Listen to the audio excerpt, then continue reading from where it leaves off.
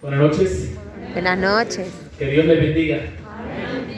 Nos es grato encontrarnos esta noche delante de la presencia del Señor para inquirir en su voluntad y en su propósito para nuestras vidas. Nosotros lo estamos viendo a la luz del santuario celestial, que es un tema que tiene un trasfondo en toda la Biblia y que abarca todos los temas de la Biblia. En el santuario se evidencia todo el plan de salvación completo, representado punto por punto y de manera sumamente detallada para nosotros. Así que hemos estudiado los elementos del santuario. ¿Alguien recordará qué es lo primero que estudiamos?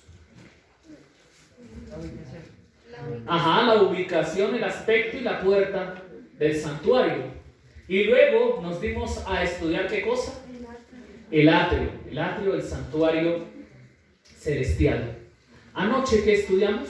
Lugar santo. Lugar santo y los muebles que lo componían y cómo el Señor nos llama a la santidad. Decíamos anoche que hay un gran número de cristianos que saben y conocen acerca que Cristo murió por ellos y que se deben bautizar, pero se quedaron ahí en el atrio. Otro grupo de personas, Dios los está guiando hasta el lugar santo, ¿ven? Donde nos profundizamos en la oración, en el estudio de la palabra de Dios y también en dar testimonio de Cristo por nuestras palabras, pero sobre todo con nuestra vida. Hoy, sin embargo, entramos en un terreno de mucho más cuidado, porque vamos a entrar por la fe en el lugar santísimo. Así que vamos a estudiar lo que contiene el lugar santísimo, y de una vez les advierto que no vamos a poder estudiar sino solamente la mitad, porque es muy amplio lo que Dios tiene para nosotros. Así que, como vamos a entrar en este territorio sagrado, ¿qué estaba encima del pan? El incienso. ¿Qué simboliza el incienso? Los méritos de Cristo que se unen a nuestras ¿qué? Oración. Así que antes de comernos el pan de la palabra, ¿qué hay que hacer? Orar. Y vamos a hacerlo. Oremos. Señor eterno, en este momento venimos ante tu presencia con toda humildad de corazón para suplicarte en el nombre que es sobre todo nombre, en el nombre de tu amado Hijo, Cristo Jesús, que tú en esta hora tomes control completo de nuestra mente y corazón a través de la persona del Espíritu Santo. Y permite que nuestros pensamientos sean llevados de esta tierra al tercer cielo, a los lados del norte, donde está tu tabernáculo, específicamente al lugar santísimo. Y que esto, Señor, produzca una bendición en nuestras vidas, y que nadie salga de este lugar exactamente como entró, sino transformado por el poder de tu palabra. Amén. En el nombre de tu palabra, de Cristo, lo pedimos. Amén. Amén.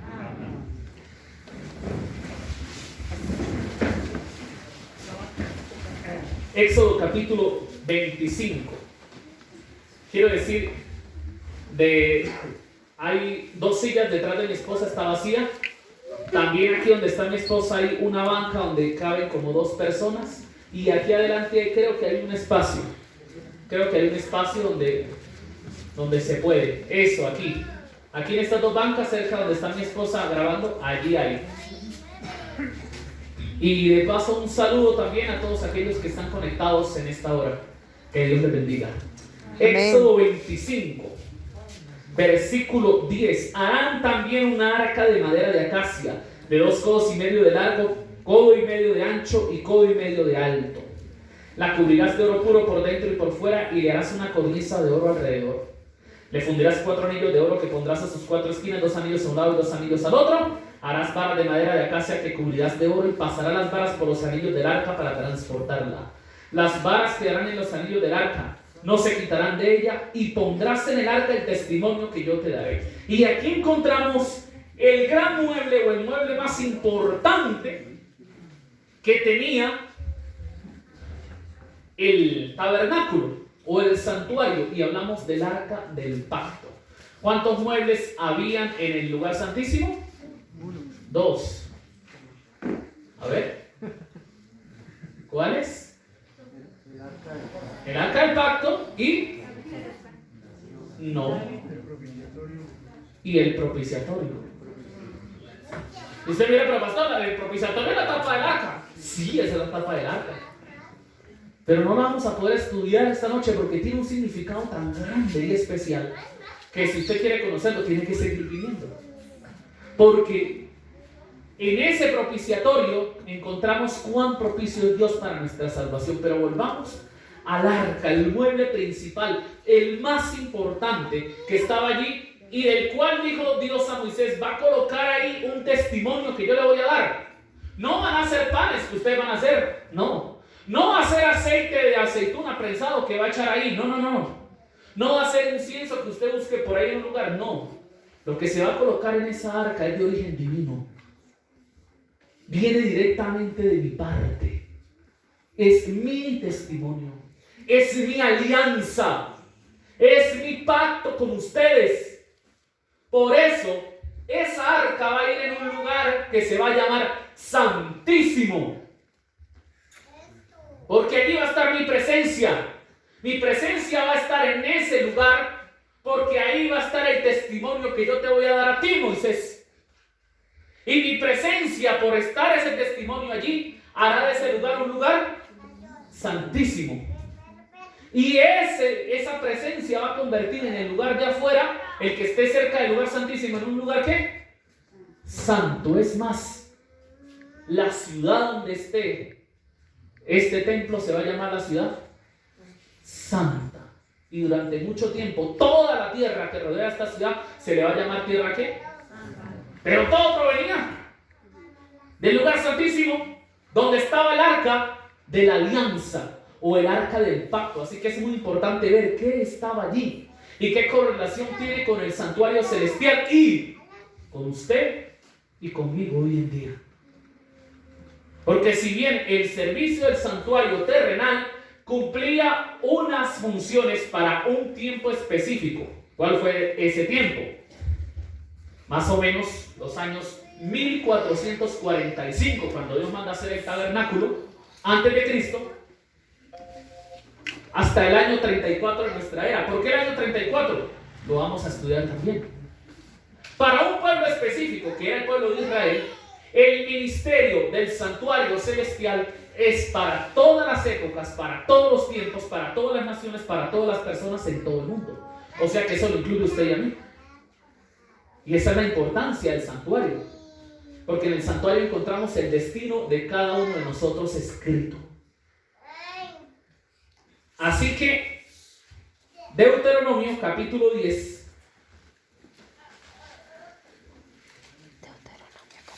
Versículo 4.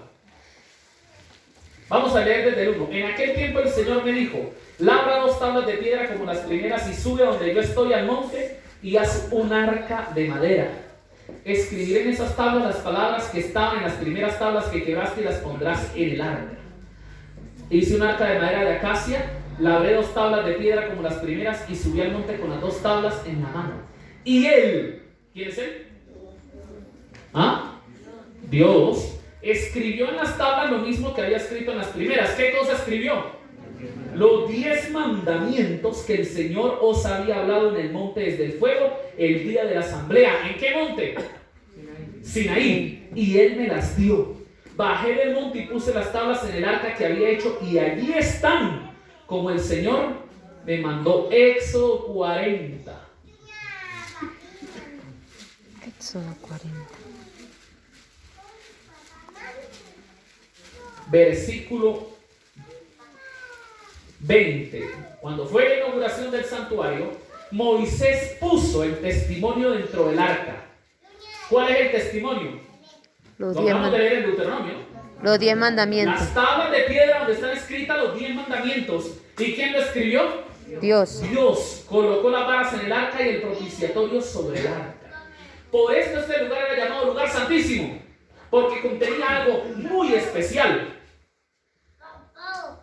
Nosotros tenemos o podemos contar en las escrituras, sobre todo lo que son los primeros 5 libros de la Biblia, 613 normas que Dios le dijo a Moisés y le dijo: escríbalas ahí. Esas normas se escribieron en un rollo y las escribió Moisés a mano. Son normas buenas, son normas para llevar una nación teocrática a buen término. Pero es muy diferente hablar del testimonio, porque el testimonio que está en Éxodo capítulo 20, los 10 mandamientos, y en Deuteronomio capítulo 5, constituyen la única parte en la Biblia que no fue inspirada por Dios. ¿Los 10 mandamientos fueron inspirados por Dios? No. Fue inscrito directamente. No fueron inspirados. Todo el resto de la escritura sí fue inspirada por Dios. Dios dio a un profeta. El Espíritu Santo lo tomó. Cristo dio testimonio de sí mismo y colocó en la mente de ese profeta: escriba esto. Escriba lo que está viendo. Dé testimonio de esta historia que usted está viendo. Y aquí tenemos la Biblia. Los 10 mandamientos no, Dios no los inspiró. Son revelación pura. Él no le dijo a Moisés: venga para acá y escriba. Él le dijo: tráigame tablas de piedra que yo escribo con mi propio dedo. Ahí la diferencia, la importancia del testimonio o de la alianza. Lo que estaba dentro del arca del pacto. Los 10 mandamientos escritos con el dedo de Dios. Esto tiene muchísima importancia si nosotros consideramos el origen de los 10 mandamientos. Vamos a ver un poquito sobre esto. Éxodo capítulo 23. La primera vez que Dios se aparece a Moisés, dice el versículo... Éxodo, esa es la cita, ¿no? Dice el capítulo 23, versículo 20, aunque esta no es la primera vez, ese fue mi error. Ya Dios había hablado muchas veces con Moisés. Y le dice en el verso 20: yo envío mi ángel. ¿Quién le dice eso a Moisés? Dios. Dios. Yo envío mi ángel delante de ti para que te guarde en el camino y te lleve al lugar que te he preparado. Guárdate ante él y oye su voz. No le seas rebelde, porque él no perdonará vuestra rebelión. Aquí tenemos un ángel de Dios que no es igual a los demás ángeles. ¿Por qué? Porque Dios le dice a Moisés: ustedes tienen que obedecerlo a él. Tienen que reverenciarlo. No pueden serle rebelde. Y dice otra cosa: porque mi ¿qué? Mi nombre estará ¿en qué? En él. ¿Sí o no? La Biblia dice: a ningún otro, dice Dios, yo daré mi nombre. A ningún otro daré mi alabanza. ¿Quién es este ángel al cual Dios le da su nombre y le dice: ustedes tienen que obedecerlo porque él es el que los va a guiar a ustedes? ¿Quién le dijo eso a Moisés? ¿Dios Padre, Dios Hijo o Dios Espíritu Santo? Dios Padre. Yo le voy a enviar mi ángel y tienen que obedecerle. ¿De quién se trata ese ángel? Vamos a ver lo que nos dice la Escritura en Hechos capítulo 7. Hechos 7.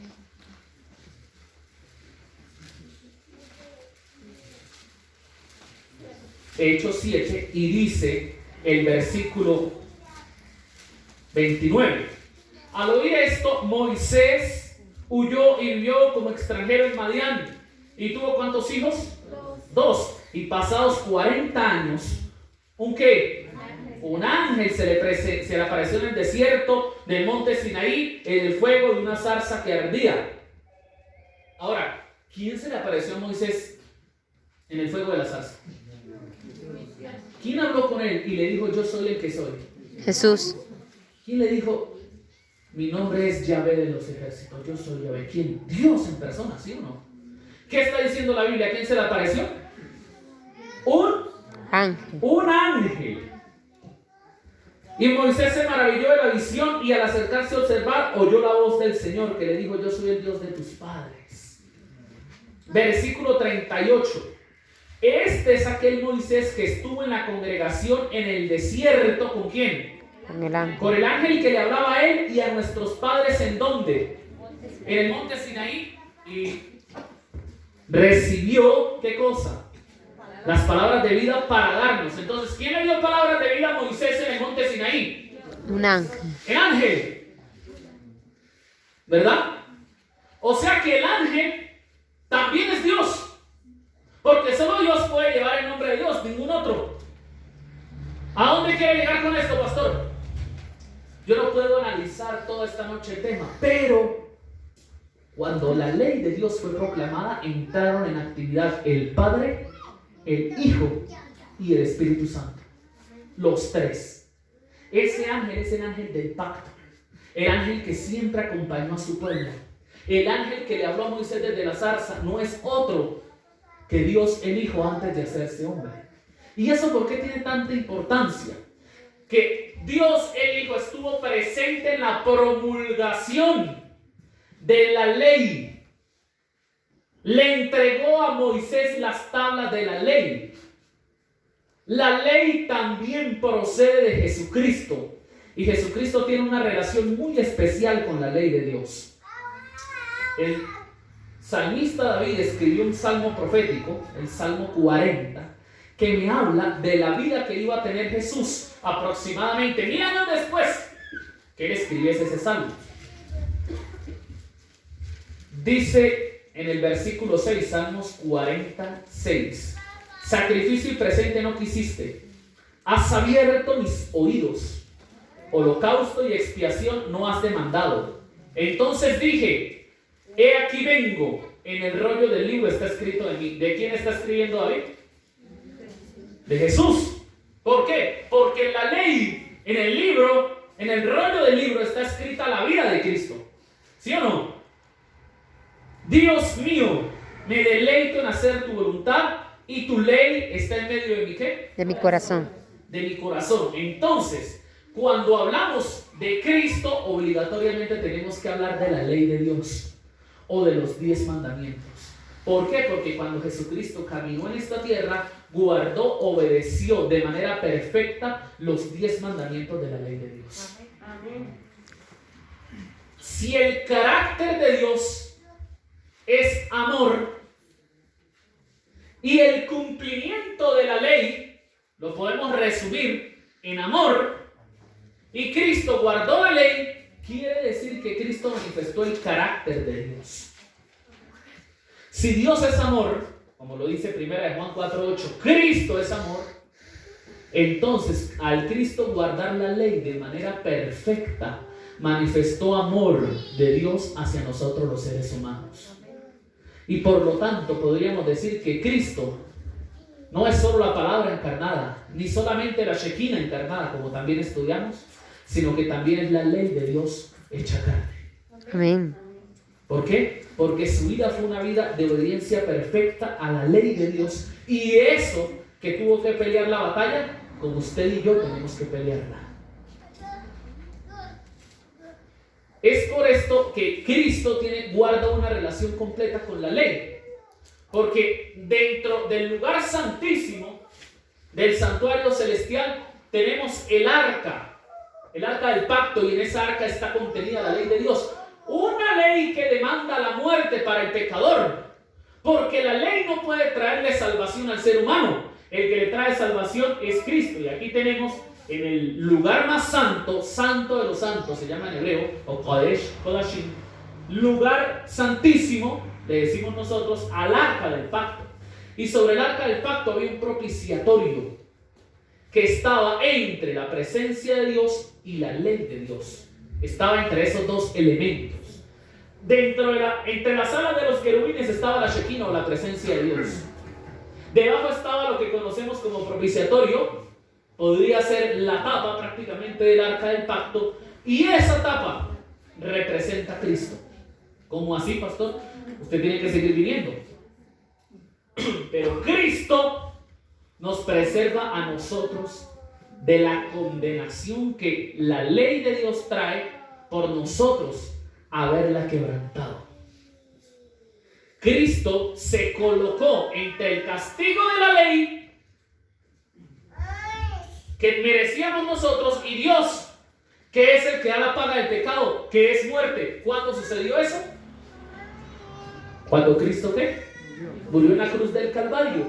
¿Quiénes iban a recibir todo el peso de la ley? O sea, morir eternamente. Usted y yo. ¿Verdad? ¿Y dónde se puso Cristo? En la mitad, como el propiciatorio. Y le dijo al Padre: Padre, castígame a mí. Padre, ¿será la humanidad de Cristo en su sufrimiento? ¿Será que puede pasar de mí esta copa? No, hijo. No, entonces se haga tu voluntad. Póngame los pecados encima y castíguenme a mí, en lugar de castigarlos a ellos. Y Jesucristo recibe el castigo que nosotros merecíamos por haber quebrantado la ley de Dios.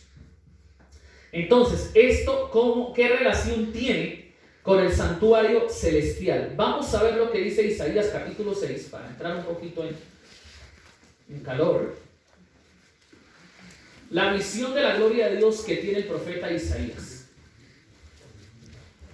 Dice el versículo 1: en el año en que murió el rey Uzías, vi al Señor sentado sobre un trono alto y sublime, y la orla de su manto llenaba ¿el qué? El templo. La visión de Isaías de la gloria de Dios se da en el templo o en el tabernáculo. Encima de él había ¿qué? Serafines. ¿Y estos que están aquí qué son? Serafines. ¿Qué son? Querubines. Querubines que Dios mandó a labrar en oro, pero eran una representación del trono de Dios. Entonces, como Dios decide moverse y su trono es movible, ¿cómo así que el trono de Dios es movible? Sí, usted lo puede leer. ¿Dónde dice eso, pastor? En los primeros 40 capítulos de Ezequiel, así que si usted quiere los puede leer en casa. Pero él dice que el trono de Dios tiene ruedas, se mueve de todo, eso es una maravilla. Es tan maravilloso que no se puede representar totalmente, y por eso está el arca del pacto así como Dios la mandó a hacer, y ya. Pero el trono de Dios es espectacular, así que él decide que ángeles cumplen la labor de velar su gloria. Encima de él había serafines, cada uno tenía 6 alas, con 2 cubrían su rostro, con 2 cubrían sus pies y con 2 volaban. Y uno al otro decían: Santo, Santo, Santo es el Señor Todopoderoso, toda la tierra está llena de su gloria. Así que hay ángeles de elevada jerarquía, como un serafín y especialmente un querubín o querubines, que se encargan de velar la gloria de Dios y que están alrededor de su trono de gloria. Así que esta representación, este modelito que Dios mandó a hacer en la tierra, donde reposaba la Shekinah o la presencia de Dios, era un pequeño modelo de lo que hay en el cielo y de cómo es el trono de Dios. En el cielo no tenemos querubines labrados a mano o hechos de oro. Tenemos querubines reales, querubines de verdad. ¿Cómo son los querubines? Es muy difícil de decir. ¿Por qué? Porque Ezequiel vio los querubines y Juan también lo vio en Apocalipsis, y cada uno da una descripción distinta. ¿Saben por qué? Porque ellos lo vieron, pero no fueron capaces de explicarlo con sus palabras. O sea, son seres de una gloria impresionante que nosotros no tenemos capacidad de comprenderlo, pero allí están velando la gloria de Dios, cubriendo la gloria de Dios que está en su trono. Ahora, ese es el trabajo más exaltado que puede existir para criatura alguna en el universo. Algunos de nosotros nos enorgullecemos por un pedacito de título que nos dan y nos empezamos a creer más que los demás. ¡Qué tristeza! Y otros tienen cargos más importantes. No sabemos las jerarquías que tengan seres de otros mundos que no han caído en pecado. Y claro, las criaturas celestiales, los ángeles, tienen importantes cargos, pero no hay nada más grande que tener el trabajo en el universo de ser un cubridor. O sea, de estar allí al lado del trono de Dios, velando su gloria. Y eso nos lleva a Ezequiel, capítulo 28.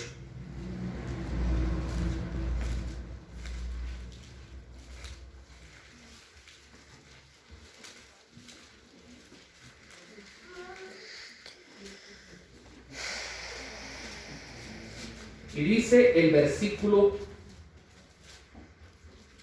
13, en Edén. Vamos a leer desde el 11. Después recibió esta palabra del Señor, hijo de Adán, entona lamentaciones sobre el rey de Tiro y dile, así dice el Señor, Dios el Señor. Dios el Señor hace un paralelismo entre la vida del rey de Tiro y otro personaje, que no es un rey de esta tierra. Dice, tú eras el modelo de la perfección. Estamos hablando de un ser que era ¿qué? Perfecto. Lleno de sabiduría y acabado en hermosura. En Edén, en el huerto de Dios, tú estuviste. Estábamos hablando de un ser que estuvo en el huerto ¿de quién? De Dios. Toda piedra preciosa te adornaba: rubí, topacio, esmeralda, crisólito, ónice, jaspe, zafiro, turquesa y berilo. De oro eran tus engastes y adornos preparados desde el día en que fuiste ¿qué? Estamos hablando de un ser que fue creado, no engendrado como usted y yo, creado. Y fuiste ungido ¿qué? Querubín grande ¿qué? Protector o cubridor. O sea que este ser que me estaba describiendo Ezequiel capítulo 28 ocupaba un lugar importantísimo en el trono de Dios y no podía aspirar a algo más grande en el universo. Porque esa era la labor más grande que podía tener alguien, cubrir la gloria de Dios en el trono. O sea, que ocupaba un trabajo como el que uno de estos dos ángeles de oro representaban nada más. Esto es una sombra de lo que este querubín cubridor era y hacía. Yo te puse en el santo monte de Dios. Allí estabas. En medio de las piedras de fuego te paseabas. Tú eres perfecto en todos tus caminos. Estamos hablando de un querubín perfecto, solo debajo de la gloria de la deidad. Desde el día en que fuiste creado hasta que se halló en ti maldad. A causa de tu intenso trato comercial te llenaste de iniquidad y pecaste. Por eso te eché del monte de Dios, te arrojé entre las piedras de fuego, oh querubín cubridor. Se enalteció tu corazón a causa de tu hermosura, corrompiste tu sabiduría a causa de tu esplendor. Yo te arrojé por tierra para que los reyes te vean. Y lamentablemente este querubín se llenó de ambición y quiso más. Y el problema es que en un cargo como el que él tenía, querer más era querer estar ¿dónde? En el trono de Dios. Pues sentado en el trono que estaba velando. Eso es lo que dice el libro de Isaías capítulo 14, que no vamos a ver esta noche, pero allí está la historia. Como él quiso sentarse en el trono de Dios y subir a las grandes alturas. Ahora, él se le revela a Dios. Él dice, yo ya no voy a ser leal a tu gobierno. Y el gobierno de Dios tenía una base. ¿Cuál es la base sobre el cual se asienta el trono de Dios? La ley. ¿Qué estaba dentro del arca? La ley. La ley. Así es el carácter de Dios, ¿sí o no? Así que si este ser dice, yo no apruebo el gobierno de Dios, tiene que ir en contra de la ¿qué? De la ley de Dios. Eso es lo que nos señala Primera de Juan capítulo 3.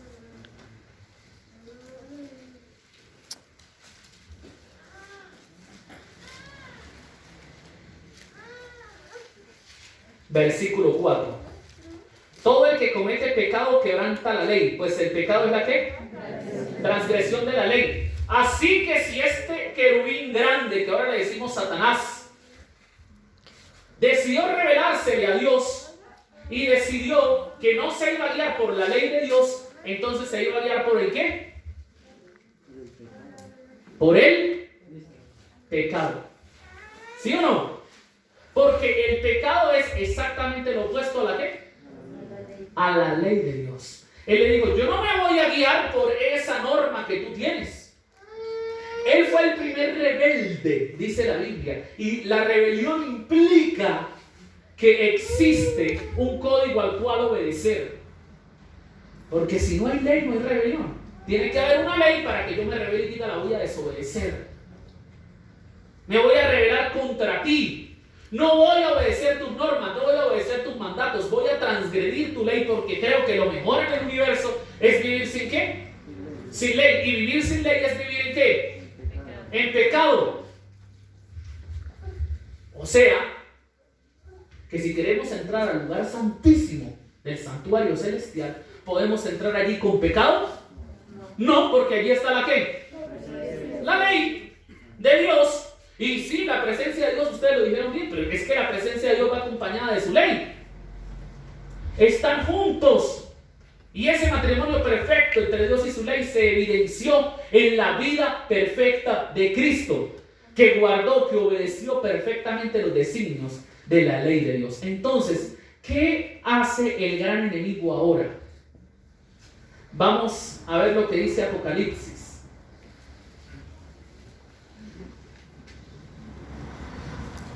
Capítulo 12.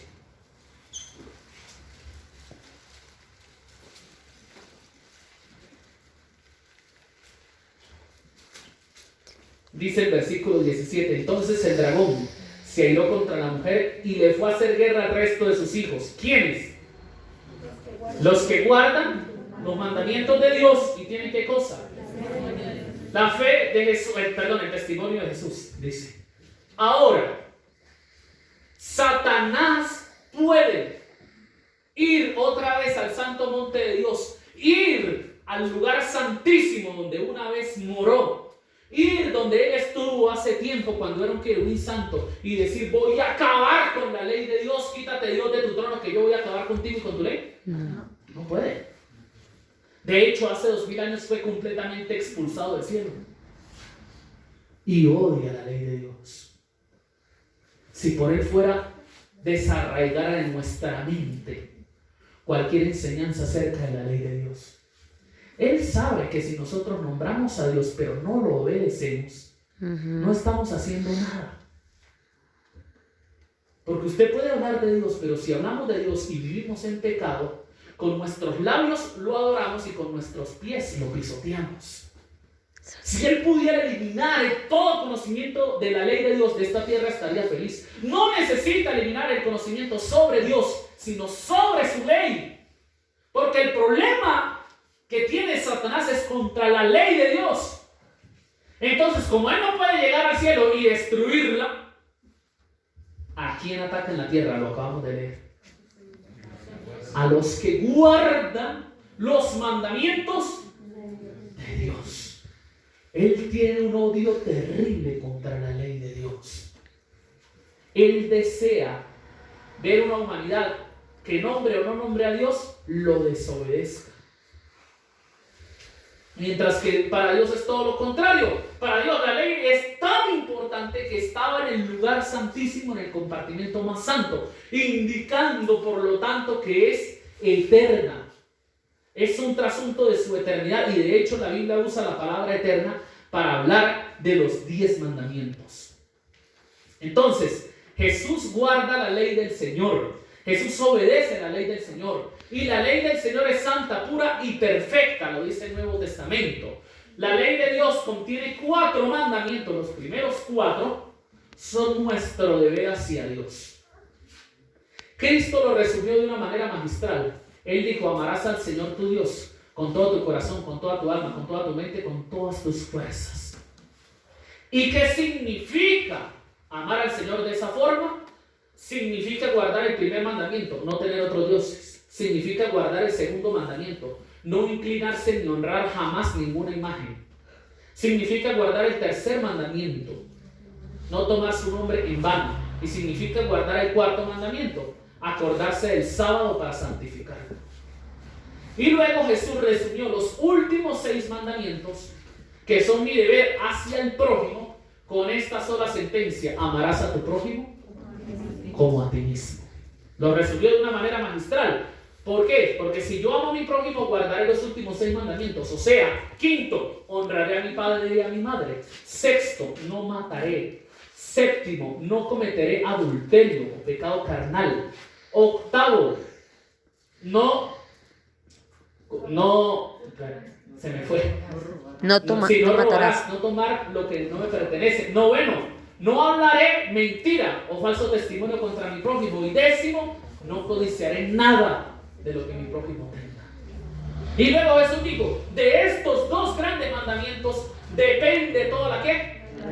Toda la ley y los profetas. Lo resumió de una manera espectacular. Él dijo, si ustedes tienen amor a Dios, van a guardar los primeros 4 mandamientos. Y si aman a su prójimo, van a guardar los últimos 6. Y si ustedes guardan bien los 10 mandamientos, es porque aman a Dios y aman a su prójimo.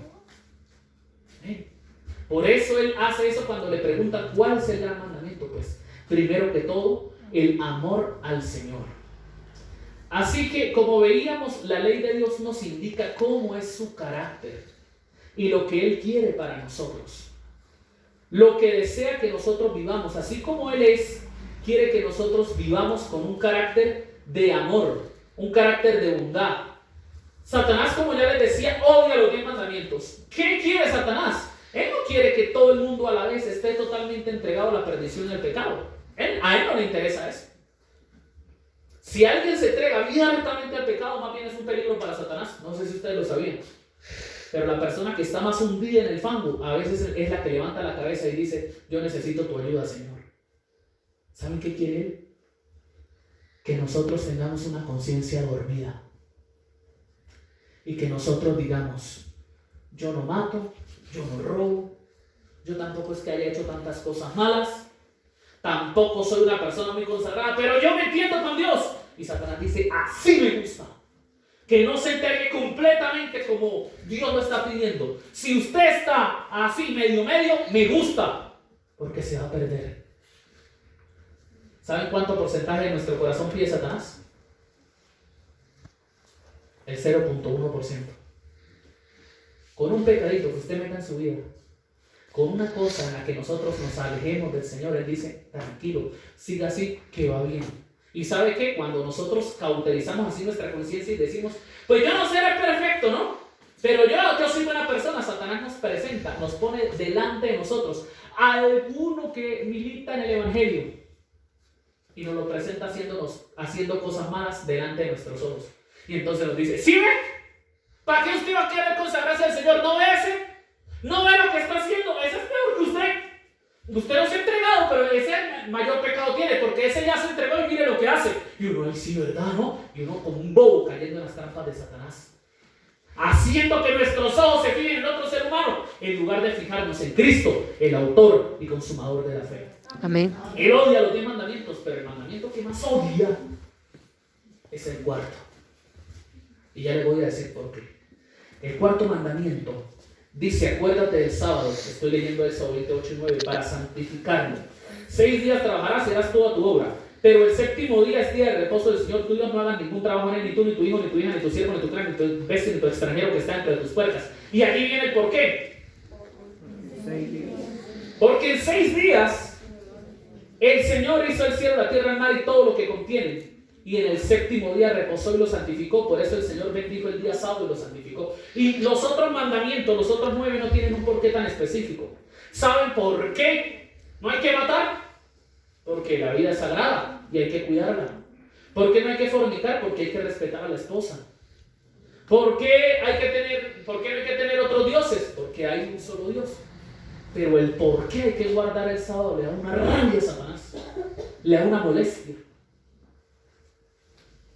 Yo le voy a decir con mucho respeto a los presentes, no se extrañe usted que si vino esta noche tenga algún obstáculo para venir mañana. Porque el enemigo de las almas no va a estar contento que usted escuche las verdades de la ley de Dios. Él no está contento, él no está tranquilo. Porque cuando se habla esto, cuando se habla del sábado, ¿por qué hay que guardar el sábado? Y algunos dicen, ¿por qué tengo que hacerlo? Aparece Dios diciendo, porque yo creé el mundo y yo soy el que mando. Y eso le arde a Satanás. Porque Satanás quiere decir, yo hice que Adán y Eva cayeran en pecado. Este mundo es mío, este planeta es mío, aquí todo el mundo tiene que hacer lo que yo diga, no lo que diga Dios. No lo adoren a Él, Él no tiene derecho. Y aparece Dios, ¿qué derecho tiene usted, Satanás? Usted es un ladrón, vino aquí a robar. Yo soy el dueño del mundo. Yo lo creé y lo volví a comprar con la sangre de mi hijo. Amén. Y como yo soy dueño del mundo, yo digo que es el sábado. ¿Por qué? Porque yo soy Dios y punto. Hay personas que lo preguntan, ¿por qué el sábado? ¿Por qué no puede ser otro día? ¿Y saben qué dice Dios desde el lugar santísimo del santuario celestial? Porque yo digo. ¿Ya? ¿Por qué hay que santificar el sábado? Porque yo digo, dice Dios. Porque yo soy Dios. Porque yo los creé a ustedes. Porque yo mando. Entonces, cuando usted y yo guardamos el Santo Sábado, estamos diciéndole al Señor: yo reconozco que tú eres grande, que tú eres más grande que yo, que tú mandas, que tú gobiernas, que tú eres el dueño, que tú eres el rey, que tú eres el creador. Me humillo ante ti, someto lo que soy ante ti. Y eso le gusta a Dios, porque eso es presentar una ofrenda de olor fragante. ¿Ven? Que nosotros le digamos a Dios: Señor, yo quiero servirte como tú has ordenado. En cambio, el enemigo quiere hacer lo que hizo con Caín y Abel. Caín y Abel ofrecían sacrificios del altar, aunque no había un santuario como este. Hablábamos del santuario que existía en la época de Caín y Abel, ¿se acuerdan? Las puertas del Edén, ¿sí o no? Entonces, ¿qué dijo Caín? Yo voy a llevar una ofrenda, pero no tengo por qué llevarla de Abel, porque Abel, ¿qué le lleva a Dios? Un animalito, un corderito, pero porque él es pastor. Pues claro, muy fácil. Yo no voy a hacer esos intercambios comerciales con mi hermano. Si yo trabajo la tierra, pues yo le voy a llevar 2 grandes ruedotas de cebollina a Dios, de cebolla larga, cebolla junca, y Dios me las va a recibir porque son las cebollas más gruesas que yo tengo. Y le llevó del fruto de la tierra a caer una ofrenda al Señor. ¿Y qué dijo Dios? No la acepto. ¿Por qué? Porque no es lo que yo pedí. Yo pedí un cordero, porque sin cordero no hay salvación. No acepto lo que tú me estás dando. Entonces nosotros no podemos caer en el error de algunos que dicen: no importa cómo yo adore a Dios, lo que importa es que yo lo haga de corazón. No, a Dios sí le importa cómo lo adoramos. Sí. Así que este mandamiento ha sido atacado desde tiempos inmemoriales. Se hizo una abominación terrible en los días del templo terrenal, y eso está registrado en Ezequiel capítulo 8. Mire lo que nos dice de lo que se hizo en contra de Dios y de su ley.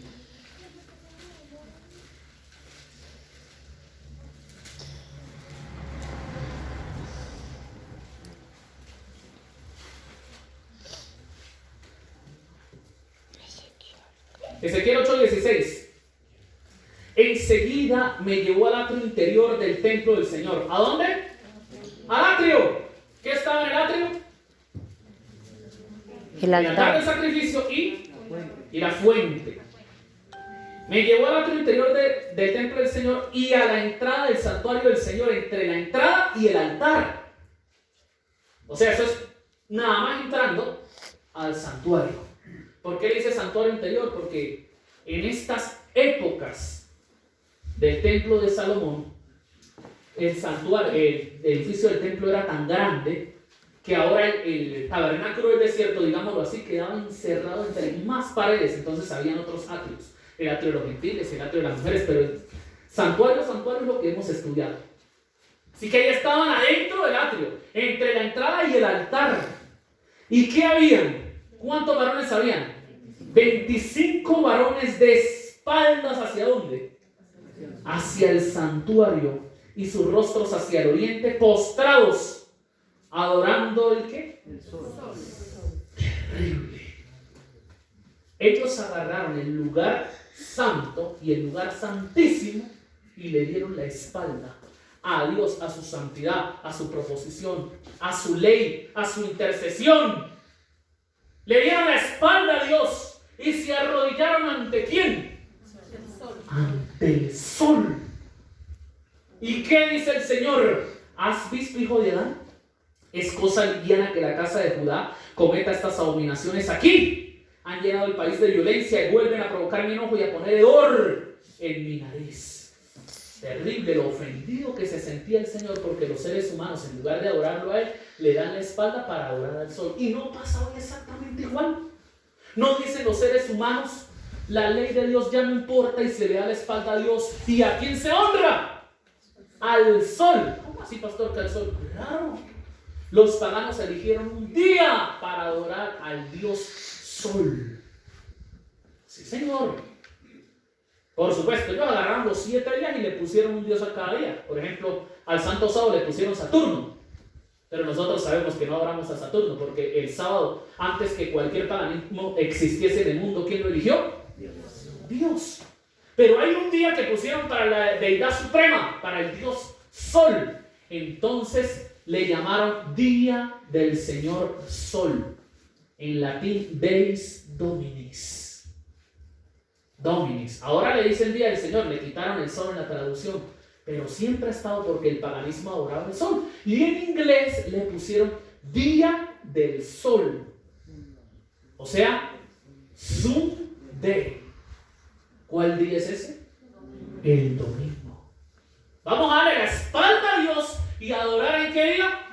En un día que no eligió Dios, en un día que eligió el paganismo, en un día que eligió Satanás. Y Satanás dice, pues no importa que ellos vayan a un templo, que adoren, que se arrodillen y todo, pero si yo logro que quebranten uno de los 10 mandamientos, es como si quebrantaran los 10.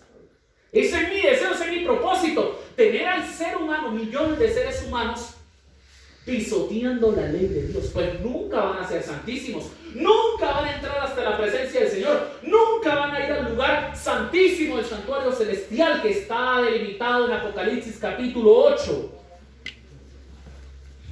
Allí se nos dice en el versículo 3, otro ángel con un incensario de oro, ayer lo leímos, vino y se paró junto al altar y le dieron mucho incienso para que lo ofreciera con las oraciones de todos los santos sobre el altar de oro que está ante el ¿qué? Ante el trono. Ante el trono de Dios. Ese trono de Dios está frente al altar del incienso. Exactamente en el mismo orden que existía en el santuario terrenal. Tenemos un lugar donde se le ofrece a Dios la intercesión de Cristo para nuestra salvación, y al otro lado del velo, en el lugar santísimo, encontramos el trono de Dios. Entonces, el trono de Dios, tenemos por aquí la imagen, el trono de Dios está afianzado o construido sobre la ley de Dios. El enemigo odia tanto la ley de Dios que ha confundido hoy en día al mundo cristiano. No solo al mundo que no es cristiano, porque al mundo que no es cristiano ya lo tiene quebrantando los preceptos de la ley de Dios. Pero si él puede hacer que la gente quebrante la ley de Dios creyendo que lo está haciendo con la aprobación divina, mejor para él. Mire, aquí el altar, el incienso frente al arca del pacto. Y Juan ve en Apocalipsis que el altar del incienso estaba frente al ¿qué? Frente al trono de Dios. O sea que el trono de Dios está sobre el arca del pacto celestial. Prácticamente está sobre los 10 mandamientos. Son el fundamento de su ¿qué? De su trono. O sea, Dios dice, aquí se gobierna es así. Y Él elige, Él coloca su ley. Así que vamos a ver algunos argumentos que el enemigo ha establecido con la mismísima Biblia para confundirnos a nosotros. Él no le interesa engañar al mundo. El mundo ya está engañado. Tiene que venir el mundo a Cristo. Pero cuando el mundo viene a Cristo, ¿qué dice Satanás? Pues no lo voy a dejar quietos tampoco. Voy a buscar la manera de enredarles todo. Vamos a ver algunos argumentos que se usan. Primer argumento. La ley de Dios tenía un cumplimiento en este mundo hasta Jesús. Cuando vino Jesús al mundo, la ley de Dios ya no tiene importancia. Lo que tiene importancia es Cristo, no la ley. Vamos a ver qué dice la Biblia sobre esto. Mateo, capítulo 5.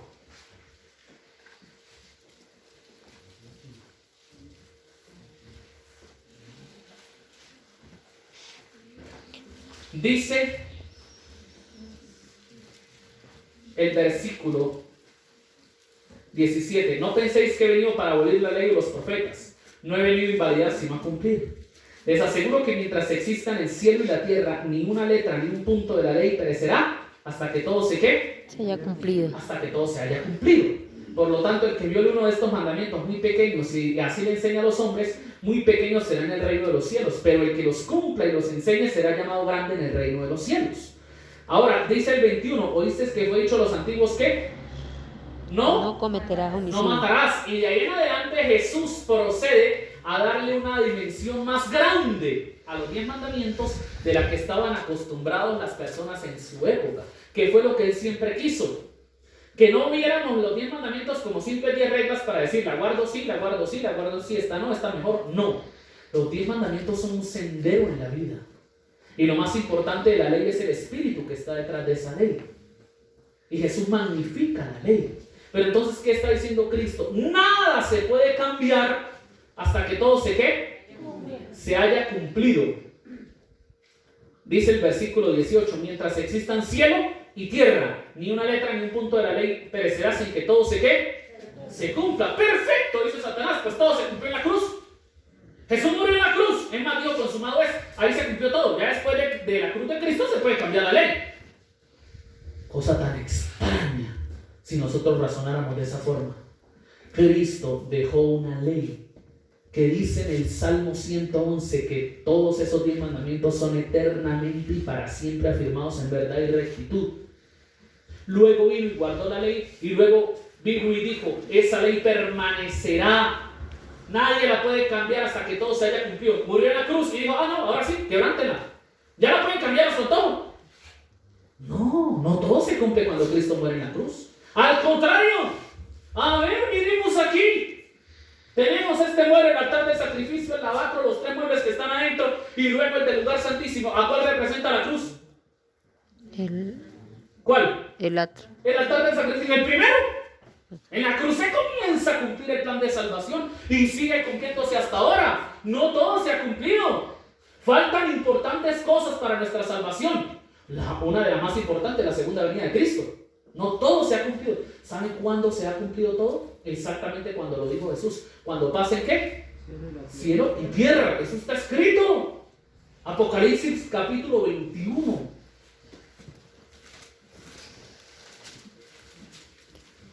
Dice el versículo 1, entonces vi un cielo nuevo y una ¿qué? Una tierra nueva. Porque el primer cielo y la primera tierra habían desaparecido y el mar ya no existía más. Ahora sí, pasaron cielo y tierra hasta que todo se haya cumplido. Versículo 6, y me dijo ¿qué? Hecho está, consumado es. Ahora sí se cumplió todo. Ahora sí puede aparecer alguien que diga, voy a querer cambiar las cosas. ¿Saben por qué? Porque cuando termine todo, vamos a volver a estar en orden y en perfecta comunión con Dios. Vamos a volver a estar en libertad. Y libertad implica libertad para obedecer y desobedecer. Ve, ya cuando Satanás haya sido destruido, cuando estemos en perfecta paz, Dios puede decirnos, ustedes van a guardar la ley en absoluta libertad de desobedecerla. No, Señor. No, Señor, tenemos ese derecho, pero no lo queremos. Disfrutamos caminar contigo. ¿Para qué nos vamos a volver a meter en el mismo problema? Es que todo era perfecto, los 2 primeros capítulos de la Biblia. Todo era perfecto. Hasta que llegó el pecado en el capítulo 3. Hasta que el ser humano quebrantó la ley de Dios. Ahora que nos metemos en los últimos 2 capítulos de la Biblia, Apocalipsis 21 y 22, cuando todo vuelve a ser perfecto, ¿quién de los que sufrió el pecado va a querer volver a él? Por eso Dios dice, ahora sí, ya pasó cielo y tierra, ya se cumplió todo. Tienen la libertad, si ustedes quieren, de irse otra vez en contra de la ley. Porque el ser humano Dios quiere que el ser humano le adore en plena y absoluta libertad. Por eso es que todavía anda por ahí el diablo suelto haciendo estragos. Porque todo el universo tiene que saber las consecuencias trágicas del pecado. Entonces, ¿fue hasta Cristo? No, al contrario, Cristo dijo, no, primero tiene que pasar cielo y tierra. Eso lo dice mucho más en específico por allá en el Evangelio de San Lucas capítulo 16, versículo 17. Primero pasan cielo y tierra que la ley. Bueno, otro segundo argumento. Lo que pasa es que la ley de Dios sí, pero el sábado no. ¿Por qué? Porque en ninguna parte del Nuevo Testamento dice que la gente guardara el sábado o hiciera culto el sábado. El sábado ya no. ¿Eso estará en la Biblia? Vamos a ver qué dice la Biblia. Hechos capítulo 17. Es que el sábado se guardaba en el Antiguo Testamento o hasta Cristo, pero ya después de Cristo no, el sábado no tiene nada que ver. Vamos a ver Hechos 17. Dice el versículo 1, después de pasar por Anfípolis y Apolonia, llegaron a Tesalónica, donde había una sinagoga. ¿Quiénes se reunían en la sinagoga? Los judíos. ¿Quiénes estaban ahí con Pablo recibiendo la palabra el Santo Sábado? ¿Quiénes? Los judíos. Entonces, ¿quiénes guardaban el sábado? Los judíos. Nosotros que no somos judíos, ¿tenemos que guardarlo? Es bueno si seguimos leyendo. Dice, como acostumbraba Pablo, fue a la sinagoga y por 3 sábados razonó con ellos, basándose en las ¿qué? Escrituras, explicando y probando que Cristo tenía que padecer y resucitar de entre los muertos. Y que Jesús, a quien yo os anuncio, decía él, es el Cristo. ¿Qué días predicó el apóstol Pablo? Sábado. ¿A quién? A los A los judíos. judíos. Algunos de ellos creyeron. ¿Cuántos dicen amén? Se juntaron con Pablo y Silas. ¿Y también de quién? De los griegos piadosos, gran número.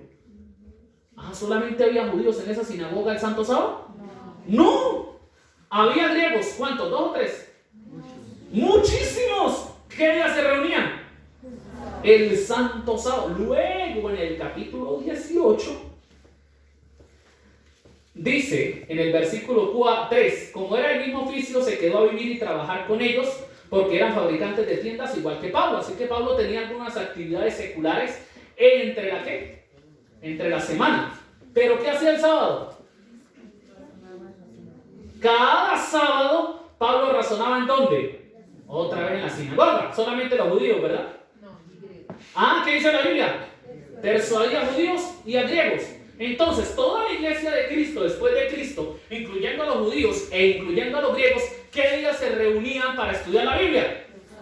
El sábado. Ese es el mensaje del Nuevo Testamento. Ese es el ejemplo del Nuevo Testamento.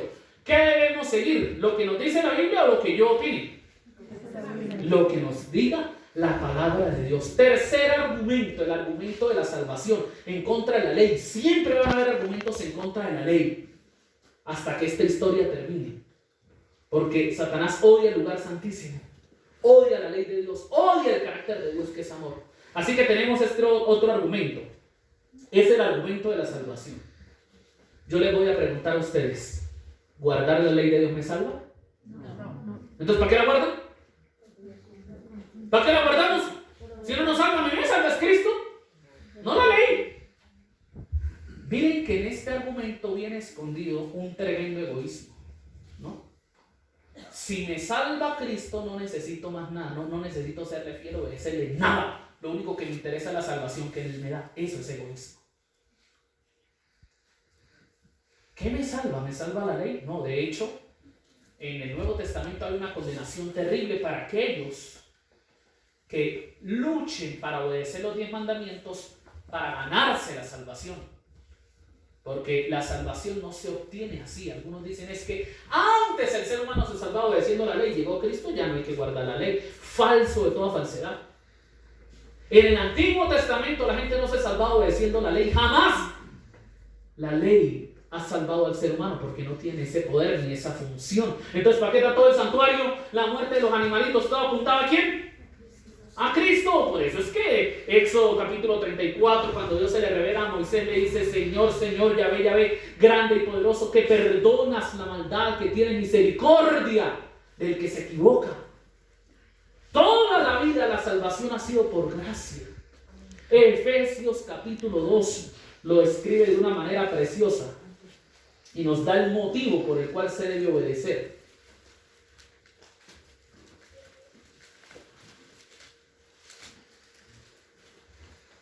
Efesios 2, versículo 8. Porque, ¿por qué?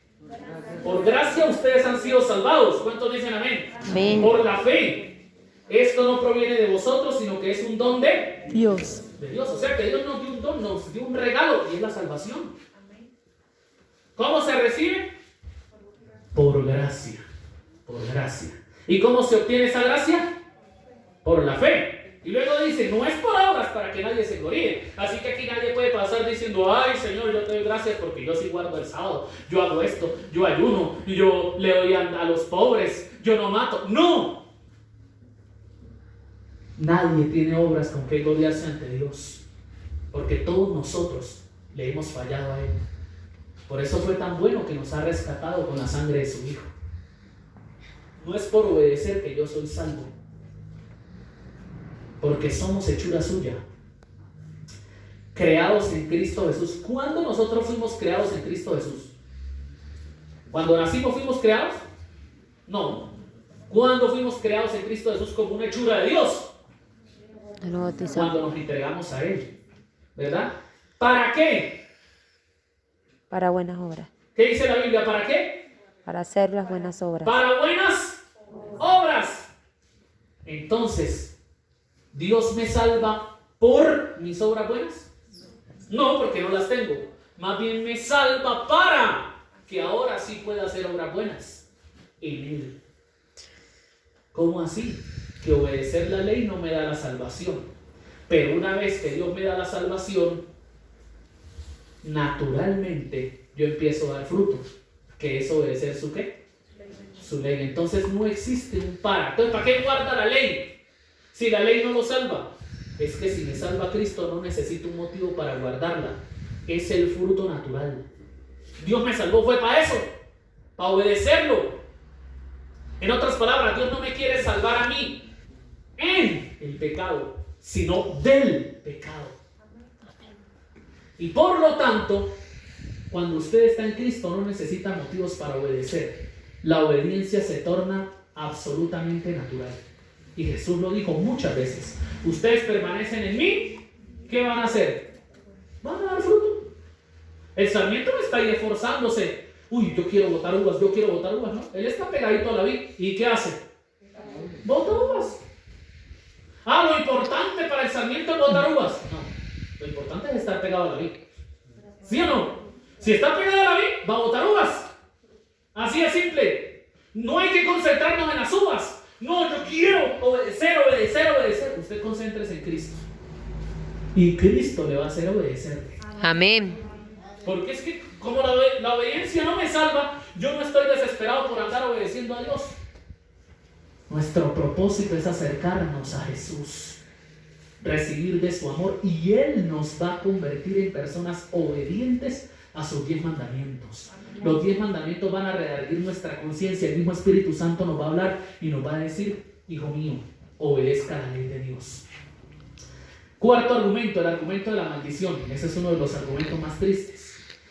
Algunos leen la epístola del apóstol Pablo a los Gálatas, capítulo 3, y concluyen que guardar la ley de Dios es una maldición, o que la ley de Dios misma es una maldición. Ahora, hay varios problemas antes de ir a leer eso, y es que en Romanos capítulo 7 el apóstol Pablo dice que la ley de Dios es santa, es justa y es buena. Entonces yo no puedo leer Gálatas y decir, bueno, el apóstol Pablo dice aquí que la ley de Dios es santa, justa y buena, pero acá me dice que es una maldición. Hay muchos problemas con creer que la ley de Dios es una maldición. Porque Dios no va a agarrar una maldición y le va a decir: esto es lo más santo que ustedes tienen, guarden en el mueble más santo y ahí voy a morar yo junto con la maldición. No puede ser. No puede ser. Al contrario, Gálatas capítulo 3, versículo 13. Cristo nos redimió de la maldición de la ley al hacerse maldición por nosotros, porque escrito está: maldito todo aquel que es colgado de un madero. Entonces, la maldición de la ley no es la ley y no es guardar la ley. Y antes de explicar lo que dice aquí Gálatas, yo le voy a poner un ejemplo rapidito. Usted va en ese carro a lo que le da para Bucaramanga, 120 kilómetros, cuando ve allá los conos amarillos, ¡ay! Y lo agarró la ley. Mire, mi amigo, la ley dice que usted debe andar en 80, iba a 130. Pregunto, ¿le cayó la maldición a usted, sí o no? ¿Sí o no? Sí, porque le viene la multa y le viene todo el asunto por haber quebrantado la ley. Porque la ley de tránsito es una maldición, ¿verdad? No. No, al contrario. La ley de tránsito es una ley tan buena que el que la quebrante le va a ir mal. De eso se trata la maldición de la ley. Ustedes saben dónde está escrito: maldito todo aquel que es colgado en un madero. Eso está en Deuteronomio capítulo 21. Yo no lo voy a leer esta noche con detalle, usted lo puede leer en su casa a partir del versículo 20. Deuteronomio 21 a partir del versículo 20. Ahí dice que si había un hombre que había quebrantado la ley de Dios tan grandemente que merecía morir, tocaba colgarlo en un madero y darle muerte. Y ahí mismo tocaba sepultarlo ese mismo día, porque maldito del Señor es el colgado. ¿Por qué le caía la maldición? ¿Por guardar la ley o por quebrantarla? O quebrantarla. Entonces, ¿cuál es la maldición de la ley? La que le cae sobre toda persona que ha quebrantado la ley de Dios. Exacto. Entonces, de los presentes, ¿a quién le cae la maldición de la ley? A mí. No lo digan, pero a mí me cae porque yo la he quebrantado. Pues para eso murió Cristo. Para librarme de la maldición de la ley, que es muerte eterna, separación de Dios. Y ahora ya yo no tengo que cargar con la maldición que me vino a mí por haber guardado No. No, por haber ¿qué? Quebrantado. Quebrantado la ley de Dios. Ahora estoy en libertad para poder obedecerla. Entonces, ¿la ley de Dios es una maldición? Al contrario, es una bendición tan grande que cae una maldición para quien la quebranta. Pero Cristo nos libera de esa maldición. Hay otros textos más, por ejemplo el que está en Colosenses. Nadie los juzgue respecto a sábados, y algunos dicen, ve, ahí está, el sábado ya no importa. A mí me encanta ese texto de Colosenses. ¿Quieren saber cuál es la respuesta bíblica a ese texto? ¿Sí? Bueno, venga mañana. Porque ese texto de Colosenses va a ser la base, escuchen bien, va a ser la base para el resto de la conferencia.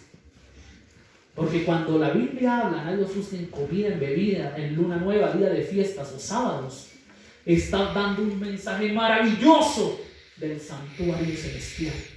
Y ese mensaje tenemos que desmenuzarlo poquito a poco. A mí me encanta ese versículo, porque tiene toda la razón, nadie nos debe juzgar respecto a sábados. Ahora, ya el santo sábado de Dios, el que Él estableció de la creación, es para siempre. De hecho, la Biblia dice que lo vamos a guardar en la tierra nueva. Eso está registrado en el libro de Isaías capítulo 66, versículos 18 al 20, si no me equivoco, los últimos versículos. Hoy vamos a dar solamente dos, porque ya dijimos todo el ataque que el diablo tiene contra la ley, ¿no? Ahora vamos a ver solo dos corticas evidencias que Dios tiene que su ley es inmutable y es eterna. La primera la encontramos en el santuario celestial, Hebreos capítulo 8.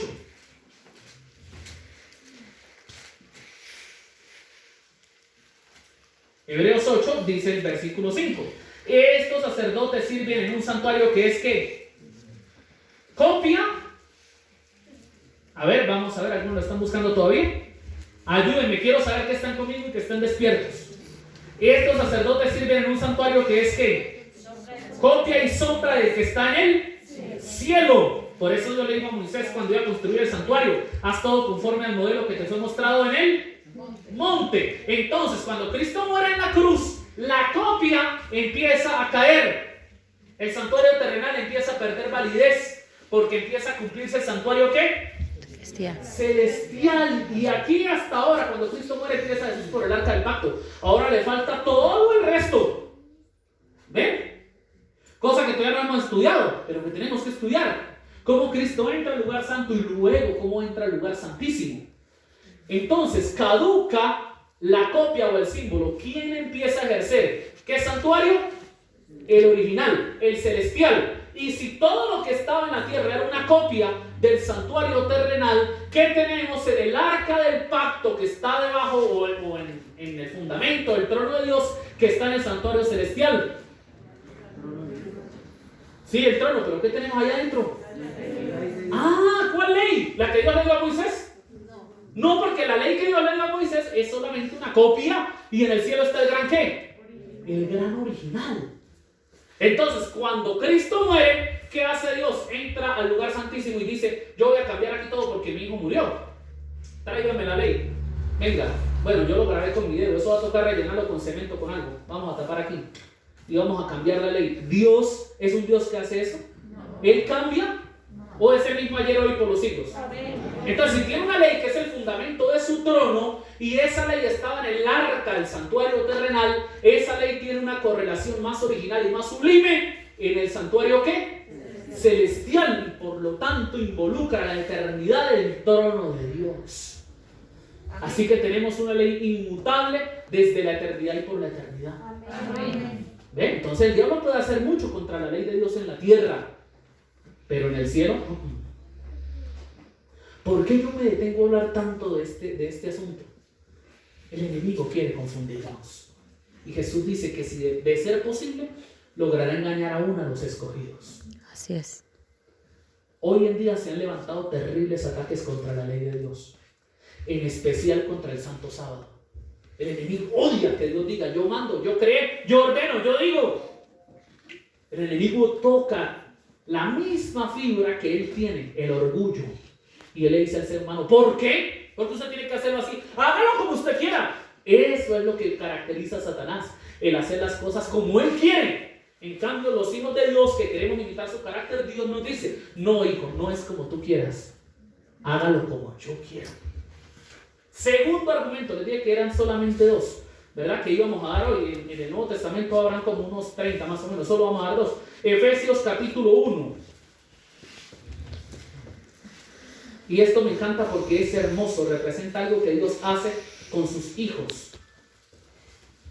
Versículo 13. Ustedes también fueron incluidos en Cristo cuando oyeron la palabra de verdad, el evangelio de vuestra salvación. ¿Cuántos dicen amén? Amén. Primero el evangelio. Escuchamos el evangelio y ahora somos incluidos en Cristo. Ahora que hemos creído, fuimos ¿qué? Sellados ¿con qué? El Espíritu Santo prometido. Entonces, ¿quién es el ser de la deidad que viene a sellarnos a nosotros? El Espíritu Santo. El Espíritu Santo. ¿Y qué es lo que sella? Eso está escrito también en 2 de Timoteo.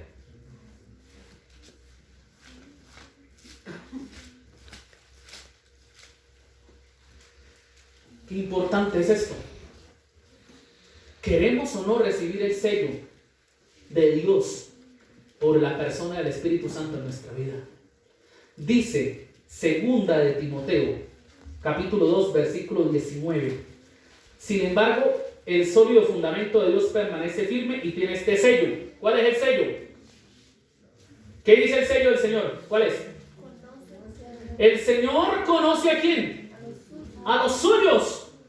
O sea que hay una característica que Dios tiene que hace que los suyos se distingan de los demás. ¿Y cuál es esa característica?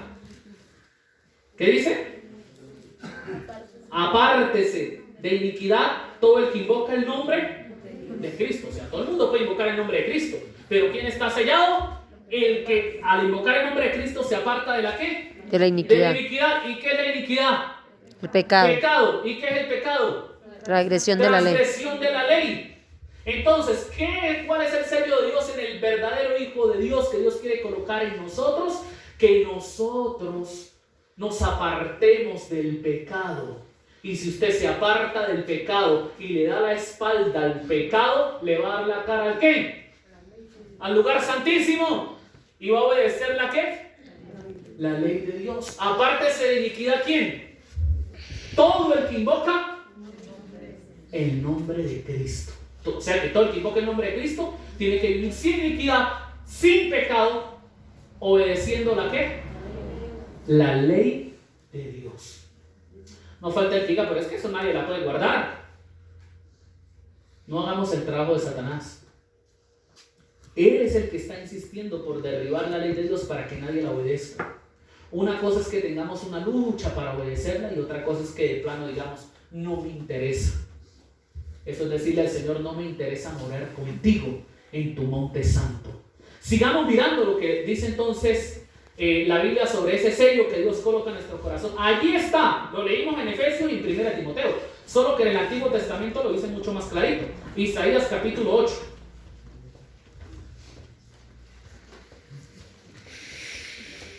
Versículo 16. ¿Hasta el qué? ¿Hasta el qué? El testimonio. ¿Y sella la qué? La ley en mis discípulos. Entonces, ¿qué es lo que sella el Espíritu Santo en los discípulos de Cristo? La ley. La ley. Ahora, en el antiguo pacto, la ley de Dios estaba escrita en 2 tablas de piedra. Lamentablemente se quedó ahí. El Espíritu Santo quería sellarla ¿en dónde? En la vida de las personas. No solamente verla como una lista de cosas que no hay que hacer, sino vivir en ellas. Pero se quedó ahí. Entonces Dios viene y en Cristo instaura el nuevo pacto basado sobre mejores promesas y sobre realidades eternas, sobre un santuario celestial. Y ahora viene Cristo y ¿qué hace? Ahora como estamos en el nuevo pacto y yo los salvo a ustedes, ya la ley no importa, ¿verdad? Todo lo contrario. Ahora sí vamos a guardar la ley. ¿Por qué? Porque en el nuevo pacto mire lo que va a hacer el Espíritu Santo. Hebreos capítulo 8. Hebreos es el libro del santuario, así que es el libro que más estamos citando en estas 2 semanas. Hebreos 8, versículo 8. Pero Dios reprendiendo les dijo: vienen días, dice el Señor, en que haré con la casa de Israel y con la casa de Judá un nuevo pacto.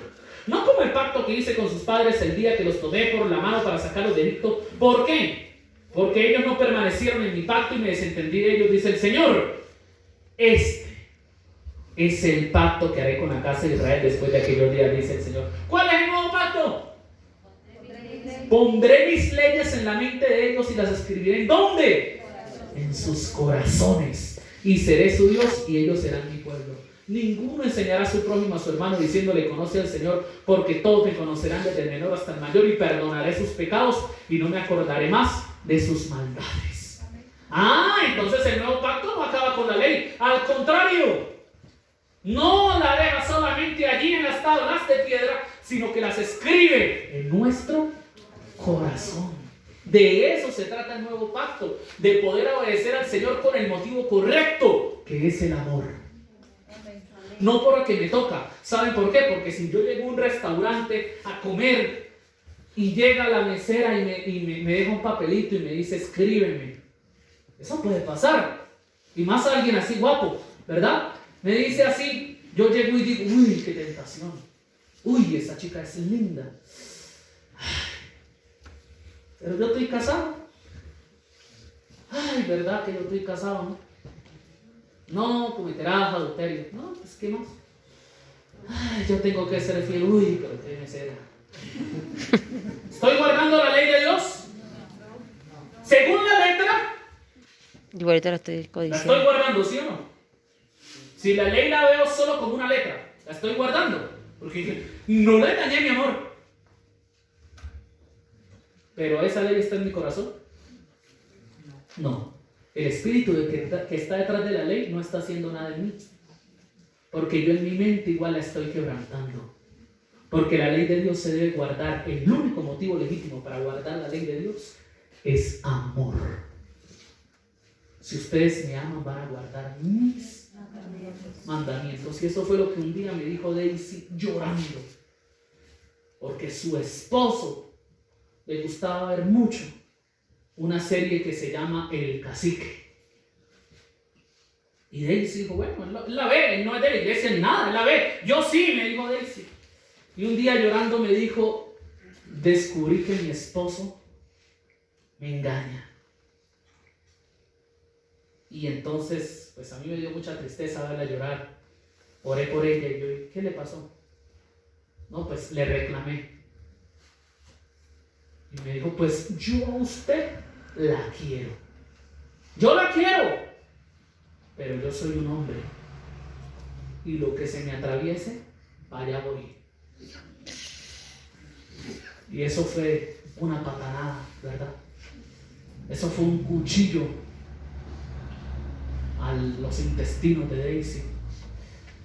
Eso le dolió mucho. Y ella lloraba y lloraba por lo que le dijo. Y yo dije: ¿usted qué hizo? No, pues yo lo corrí. Yo dije: pues bien hecho. Porque ¿hasta dónde se puede aguantar uno eso? Yo te amo, pero tampoco es que vaya a ser fiel a ti. Y algunos le decimos eso a Dios, ¿saben? Pues yo sí lo amo mucho a Dios, pero comprometerme tampoco.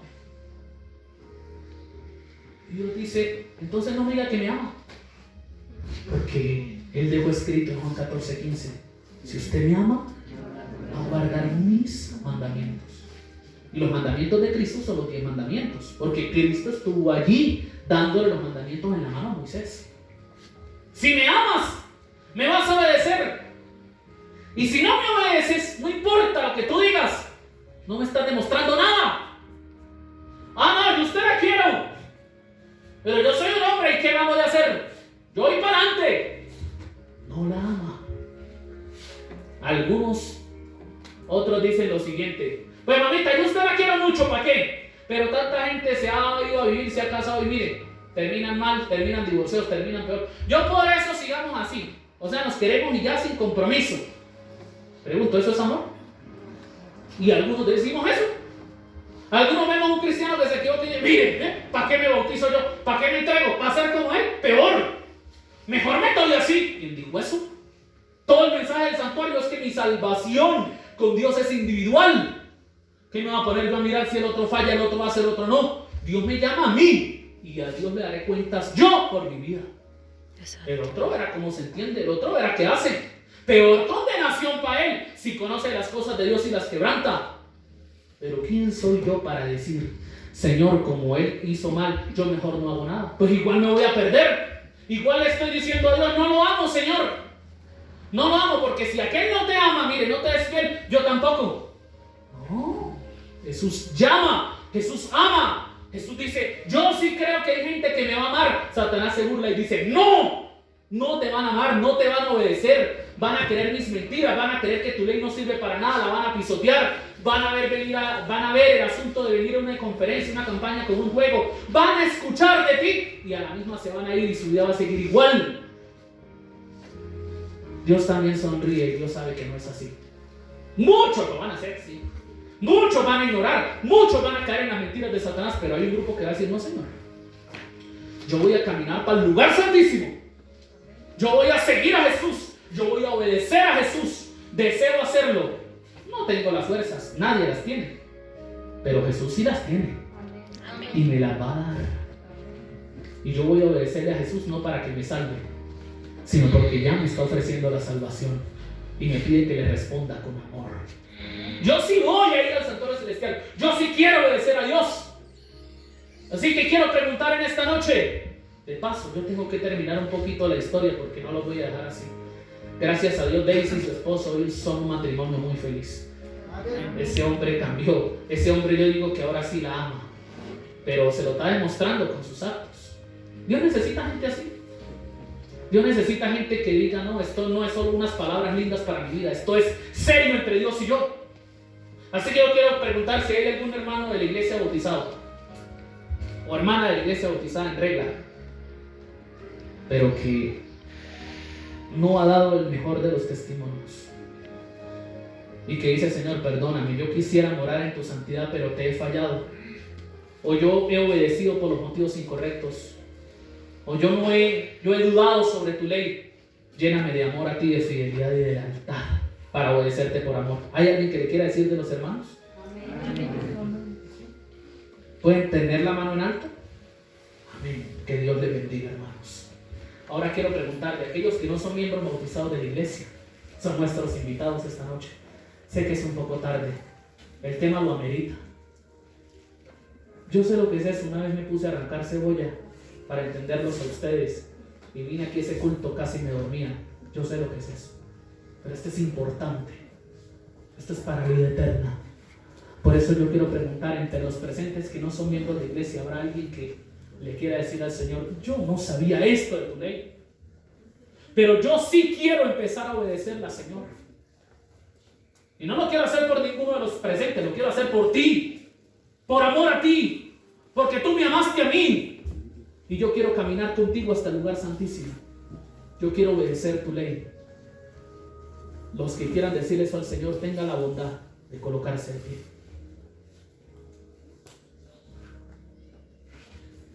Amén, amén, amén. Que Dios te bendiga. Amén. Amén. Amén. Dios te guarde. Puedes colocarte de pie, quedarte de pie. Eso, como un testimonio. Allí yo estoy, Señor, de parte de tu ley. El enemigo nos va a atacar. Si descubre, si se da cuenta, ya se dio cuenta. Pero Cristo es más poderoso. Amén. Él será tu escudo, adarga y salvación. ¿Habrá alguien más esta noche que diga, Señor, yo también quiero empezar a obedecer tu ley? Quiero empezar a hacerlo. De los que no son miembros bautizados, si quieren decirle, Señor, yo quiero empezar a guardar tu ley. ¿Alguien más desea levantar la mano? Esto no es obligatorio. Quien no quiere, no quiere. Amén. Dios te bendiga. La iglesia no voltea, pero sí dice ¿qué? Amén. ¿Alguien más? Dice, yo también quiero empezar a obedecerte, Señor. A obedecer tu ley. No quiero hablar de amor a ti, quiero demostrártelo con mi vida. Quiero que tú y yo tengamos una relación de amor, Señor. De amor sincero, verdadero. Un compromiso de servirte. ¿Alguien más quiere levantar la mano y decir eso al Señor?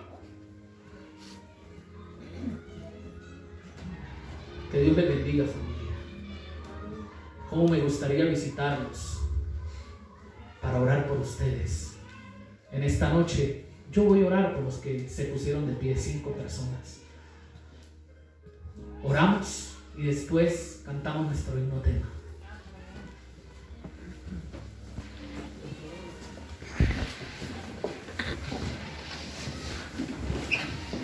Señor,